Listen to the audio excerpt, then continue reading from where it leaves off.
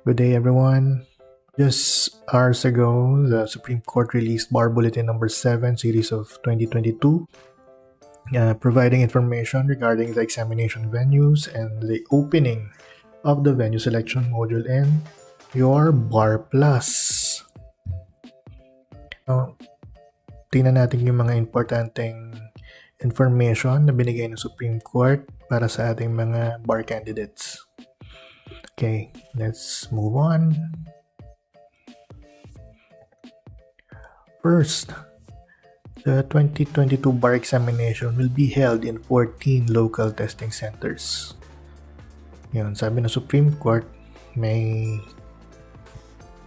14 na local testing centers sila na ipoprovide for our bar candidates. So, may nilagay silang 14 na areas dito in National Capital Region. There are 5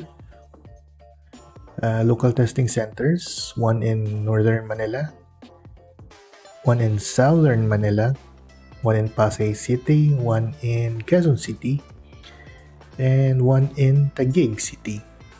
In Luzon, there'll be one in Baguio City, Benguet, one in Lipa City, Batangas, and one in Nagas City, Camarines Sur.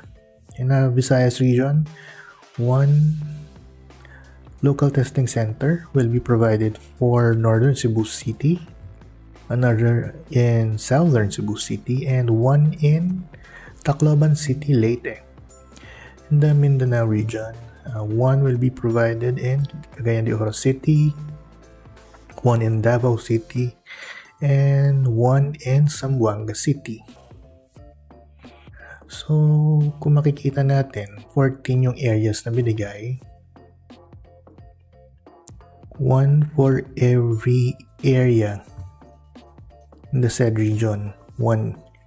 Bali, 5 in NCR, 3 in Luzon, 3 in Visayas, and 3 in Mindanao.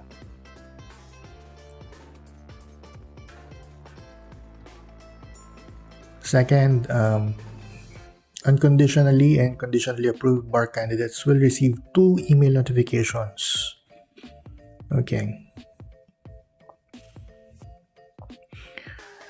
The first email is a notification indicating that the application of the bar candidate for the 2022 bar examinations has been approved. Now, a second notification email will also be sent indicating that the venue selection module is available in the Bar Plus. So, first email, sabihin lang na approved yung application nyo to take a bar. And second email, second notification email, sabihin na available na yung selection module sa Bar Plus. Well, sabi rin ng Supreme Court, per batch nila isa-send yung notification para hindi mag-crash yung Bar Plus.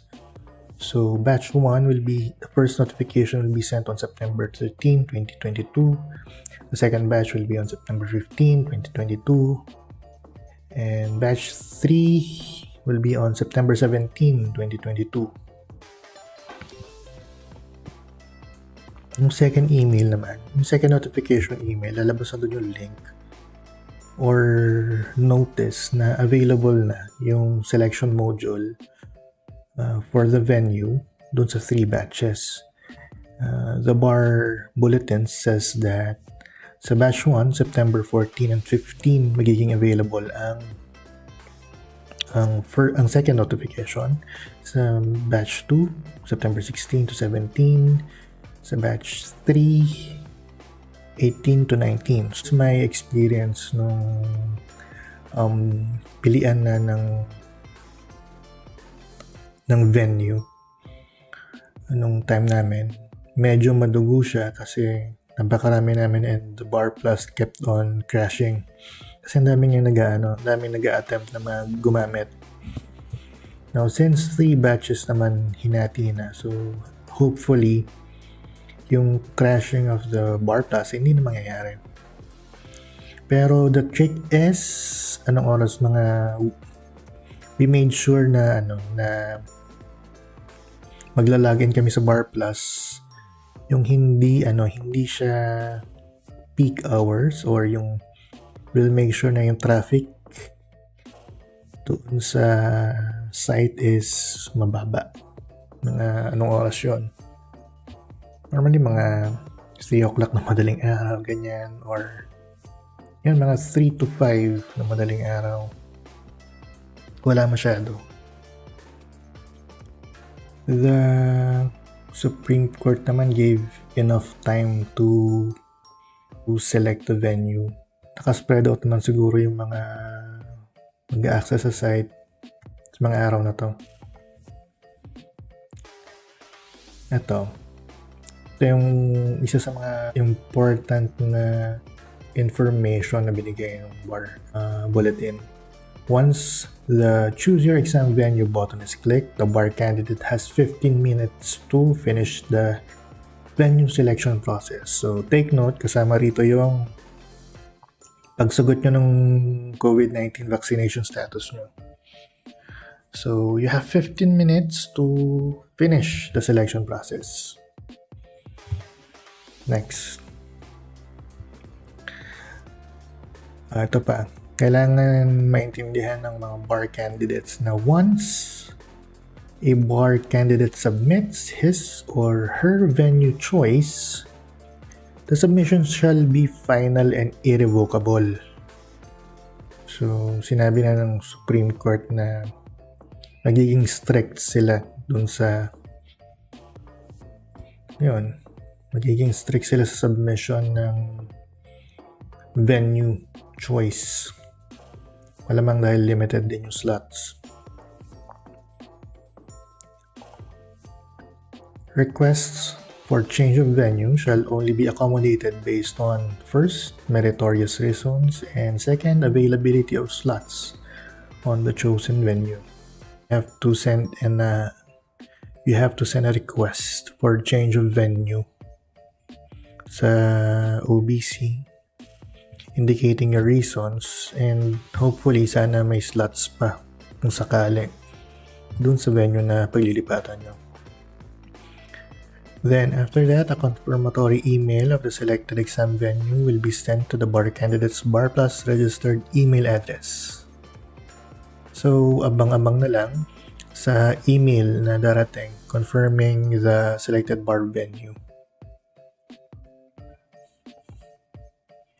The venue selection module will close on September 19, 2022. So, what?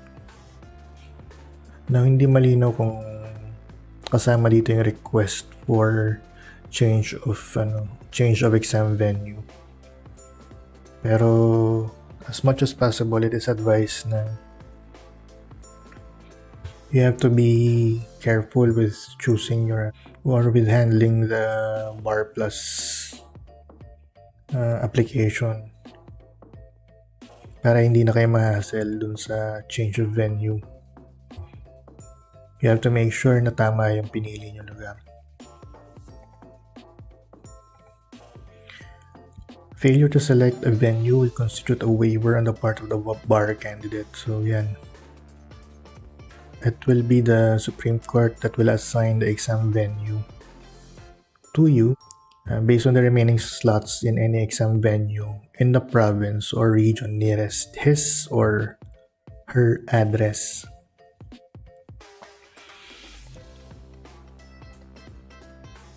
There, all queries regarding the venue selection should be directed to the office of the Bar Confidant hotline numbers. These are the numbers, and you can also send your queries in this link. Now, the Supreme Court has also made a video tutorial for the venue selection on your Bar Plus. I will post the link in the description below. So, hopefully it helps. Yan mga kapatid, malapit na. Kapit lang, kaya yan. And see you soon.